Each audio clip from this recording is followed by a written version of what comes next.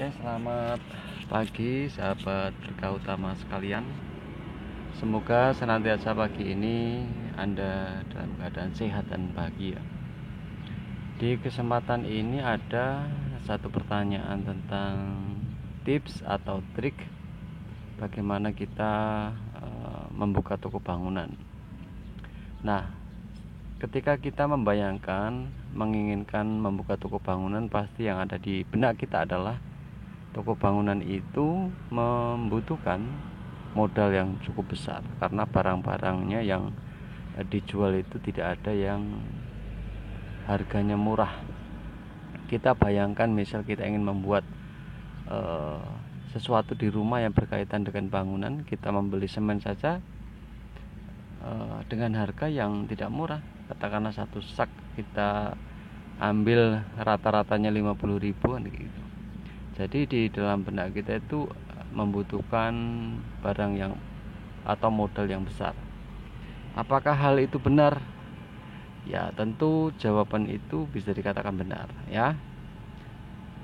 Nah, bagi kita yang ingin membuka toko bangunan, apa saja yang harus dipersiapkan? Nah, yang pertama adalah toko bangunan itu ya harus memiliki kendaraan sendiri. Dalam hal ini mobil untuk mengangkut barang. Misal ada pembeli yang ingin membeli pasir, pasti kita akan mengantarkan. Ingin membeli batu bata, ingin membeli batu split, semen dan seterusnya, pasti kita menggunakan jasa tersebut, ya, menggunakan jasa antar. Mau nggak mau kita juga harus memiliki kendaraan untuk mengantarnya. Bagi teman-teman, intinya dalam hal ini kita tidak boleh gengsi, ya. Yang penting kita ada dulu kendaraan. Ya, kendaraan mobil-mobil pickup yang kecil nggak harus baru, ya, dari dealer, nggak masalah. Intinya kendaraan tersebut dapat digunakan untuk operasional. Nah, kemudian untuk hal yang urgensi sekali yang harus disiapkan, minimal kita sudah memiliki tempatnya, ya, tokonya. Jangan kita belum memiliki toko dan nanti kita ujung-ujungnya harus menyewa, dan itu saya rasa kurang efektif, ya. Karena berbicara toko bangunan itu di pedesaan pun juga menjadi prospek. Jadi minimal ketika kita sudah memiliki tempatnya atau toko bangunannya, itu akan meringankan dalam hal modal. Ini yang harus dipersiapkan. Kemudian untuk kita mengisi barang-barang di toko tersebut, nah ini kita tidak boleh langsung kalau dengan modal yang standar, ya, dengan modal standar kita tidak boleh langsung gegabah harus semuanya penuh di toko kita, lengkap semuanya, lengkap itemnya, setiap merek itu harus ada banyak stoknya, dan ini yang kadang-kadang membutuhkan modal yang ekstra besar, ya.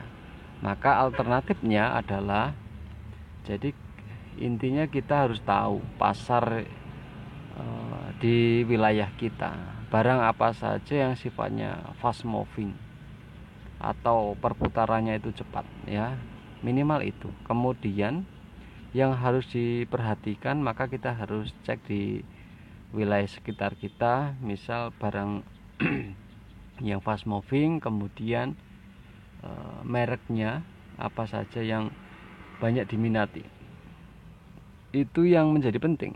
Misal kita berbicara barang yang fast moving di toko bangunan seperti semen, ya, semen itu kan juga barang yang fast moving, tiap hari pasti ada yang membeli. Kemudian kita juga harus tahu, ya, di wilayah kita itu condongnya semen merek apa. Nah, kita harus bisa menyediakan hal itu, ya, semen dan juga mereknya. Nah, untuk mengantisipasi barang yang ingin kita stok di toko kita dengan modal yang sedang, maka kita itu intinya melengkapi jenis, ya, sekali lagi melengkapi jenis ya, bukan harus stoknya banyak dulu. Intinya lengkap dulu jenisnya. Masalah stok nanti lengkap itu bisa berjalan. Yang penting jenisnya ada. Supaya apa? Ketika ada pembeli yang datang ke toko kita, pembeli tersebut tidak kecewa. Artinya ketika dia butuh apa, kita ada, walaupun stok itu tidak terlalu banyak ya. Nah, kekurangannya di sini kan apa? Kekurangan di sini adalah ketika stoknya itu sedikit, kita harus rajin-rajin belanja ya, kalau belum ada sales. Nah, maka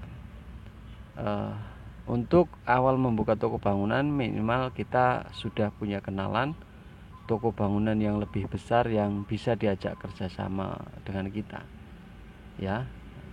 Nah, itu akan membantu. Kemudian nanti lambat laun berjalannya waktu di toko bangunan kita, tidak ada jaraknya 1 bulan pun pasti banyak sales yang berdatangan.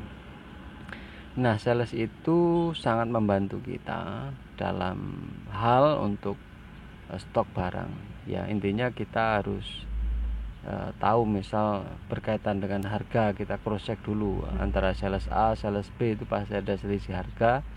Dan kemudian kita harus menanyakan tentang bagaimana cara pembayarannya, bagaimana jangka waktu pembayarannya, sehingga kita bisa mengatur keluar masuknya uang tersebut ya, bisa digunakan untuk modal berikutnya. Nah, maka yang terakhir ini adalah bagaimana kita itu bisa memaintain tentang keuangan ya. Kalau kita masih memiliki modal yang masih sedang, jangan buru-buru kita ketika memiliki keuntungan untuk bersenang-senang, misal membeli sesuatu yang di luar kebutuhan kita ya, di luar kebutuhan pokok maksudnya.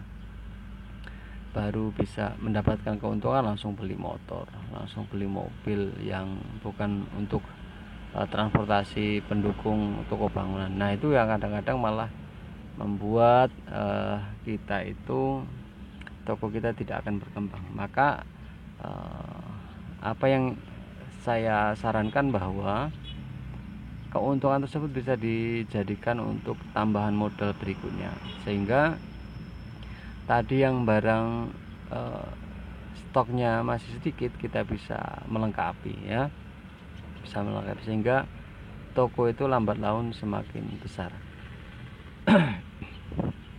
Nah, itu teman-teman apa yang dapat saya sampaikan. Semoga bermanfaat untuk kita semua dan tetap semangat bagi kita untuk selalu maju di setiap bidang usaha. Terima kasih.